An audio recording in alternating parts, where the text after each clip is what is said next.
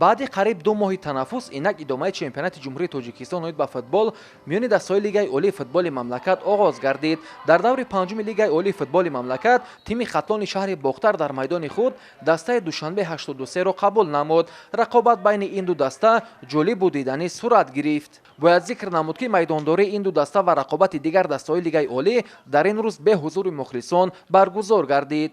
дар пайти аввали бозӣ ҳарчанд футболбозони ҳарду даста барои боз намудани ҳисоби бозӣ талош менамуданд, вале ба ҳеҷ кадоме аз футболбозон муяссар нагардид ки ҳисоби бозиро кушоянд. ҳамин тариқ қисмати аввал бе задани гол 0-0 анҷом ёфт. рақобат дар қисмати дуюм низ тезу тун сурат гирифт. ҷараёни бозӣ нишон дод ки бозингарони ҳарду тим дар назди дарвозаҳои якдигар ҳуҷум ва ҳолатҳои хатарнокро созмон медоданд, вале танҳо дар дақиқаи 70 капитани дастаи хатлон Умарҷон Шарипов аз паси зебои ҳамдастааш моҳирона истифода бурда тӯбро дохили тури дарвозаи меҳмонон гардонид. бо ҳамин натиҷа 1-0 дидорбинӣ миёни дастаи хатлони шаҳри Бохтар ва тими Душанбе 83 ба поён расид. بازی امروزه بسیار بازی دشوار بود. تقدیر بازی رو همگی یک گل حل میکرد، چه از طرف مهمون چه از طرف صاحبان میدان. و بعد دقت کرد که طولانی بازی که در چمپیونات برگزار گشت تاثیر خوبی نسبت صفت بازی با طور منفی گذاشت. سببی که تیاری دیده بودیم و چیزهای ما میدونستیم که کماندای دسته خطلون تیاریش کم دیرتر سر کرده بودن.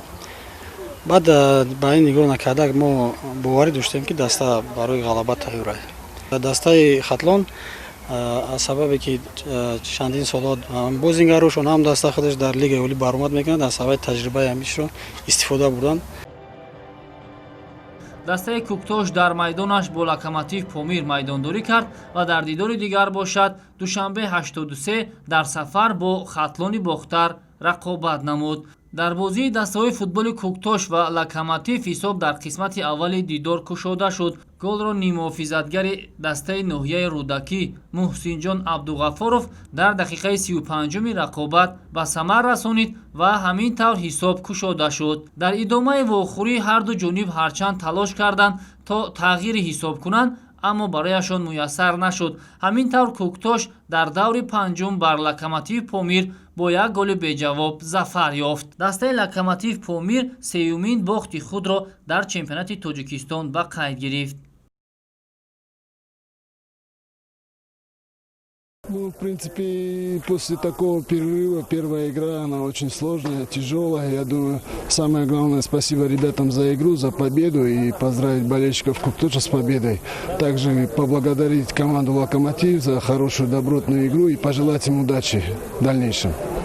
Ну, я думаю, самое главное, что в первом тайме мы не реализовали те моменты, которые создали. Команда хорошо владела мячом, пару острых моментов создала, но в завершении не хватило. Я не скажу, что второй тайм просто, во втором тайме, что мы подсели. Дело в том, что соперник ввел в счете, им удобнее было играть от обороны.